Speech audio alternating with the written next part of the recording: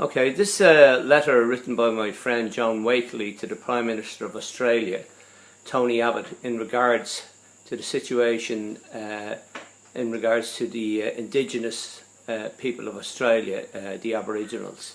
So take it away, John. Thank you very much. Yes, Robbie, this is the letter I've written to the Prime Minister, and I start with this here, you see. Australia's Aborigines in remote areas live in their country. That is not a lifestyle.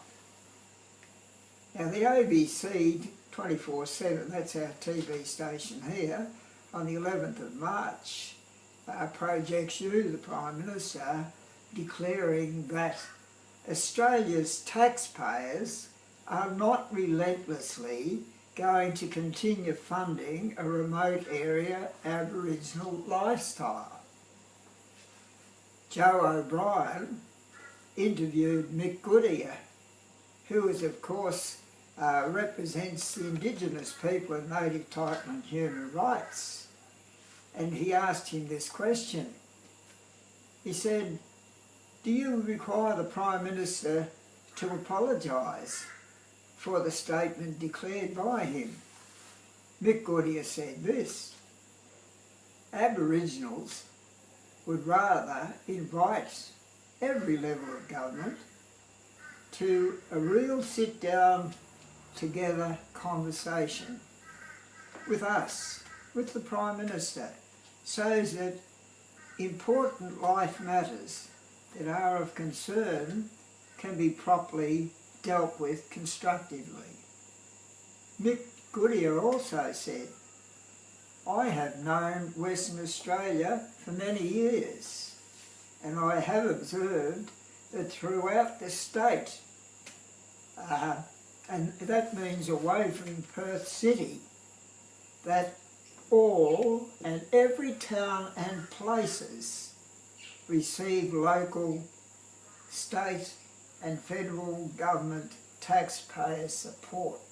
So here we're nailing the nonsense that Abbott is talking.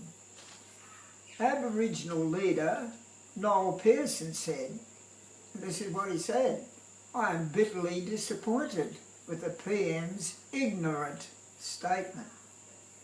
Warren Mundine, the Prime Minister's Aboriginal advisor, he said this: "I am surprised and dismayed. We must meet to discuss this issue." And this is it. Just a little bit about me, Robbie.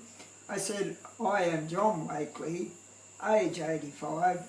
That was since September the 19th, 2014. A foundation member of Australians for Native Title and Reconciliation. I have supported Australia's Indigenous Aboriginal people since 1959 because I have travelled to every Australian state and became aware of the disgraceful living standards that have been forced and the Indigenous people were forced to endure due to the extreme non-Aboriginal invasion of their privacy and the lack of all the Australian governments responsible since 1788.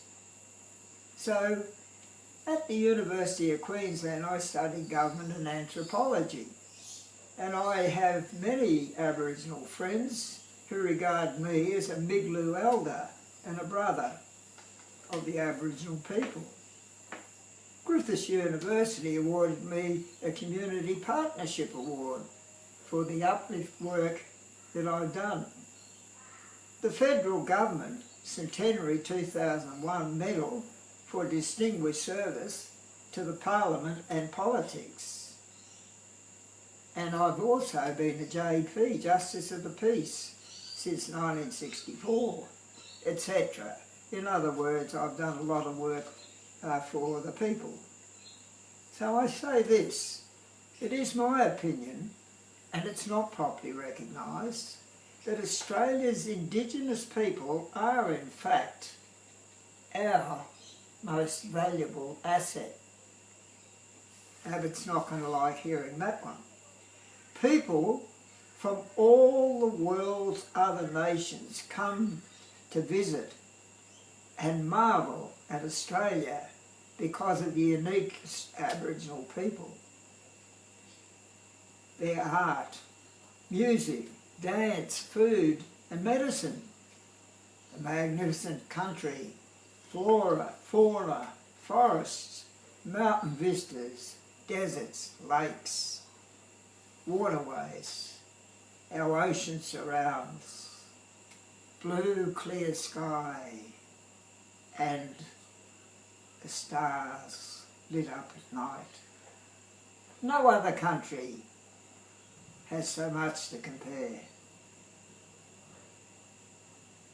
The never-ending flow of billions of dollars and people is derived because of Australia's Indigenous people and their land. See, I'm talking dollars there, and that's the only thing that the Conservative governments understand and talk about dollars. So we're just indicating the billions of dollars that flow because of the Aborigine and their land. Visitors don't come here to see more Europeans or South Africans or Englishmen or Irishmen. They want to see Aborigines in the land of the country. Look what I've just described. So, Australia's Indigenous First Nation people know that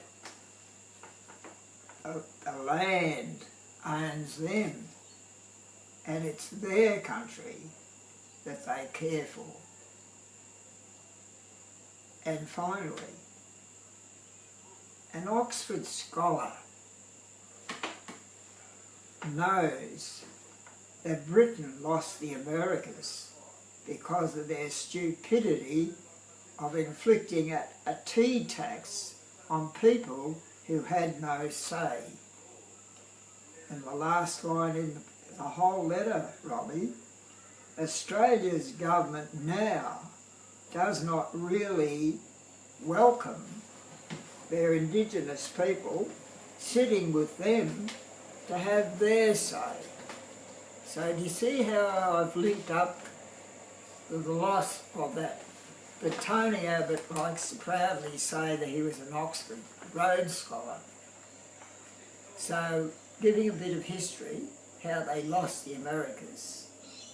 And that's surely got to hurt the English people because it was the classic stupidity. The people said, we're not going to pay a tax without having our say. So the Aborigines are saying, look, we're not going to apologise for such a ridiculous statement about it's a lifestyle. It's time that the government sits down with us. Let us have a conversation, the Prime Minister and all the other people. Let us talk about our problems, but how we can help each other. Because the Aborigines say, and Robbie, I think I told you once before, yeah. I was at a big protest function in Sydney when John Howard was the Prime Minister. Protests was about refugees, the way we treat them. And the first speaker at that talk there in Hyde Park, big crowd, thousands of people, was an elder, an Aborigine. And she said this, she said, we welcome those people that come in boats now, they want to be here. She said the first lot that came here, they didn't want to be here, they were convicts. And then she said finally, but why don't they give us some of our land too? End of story. In other words, things haven't changed too much.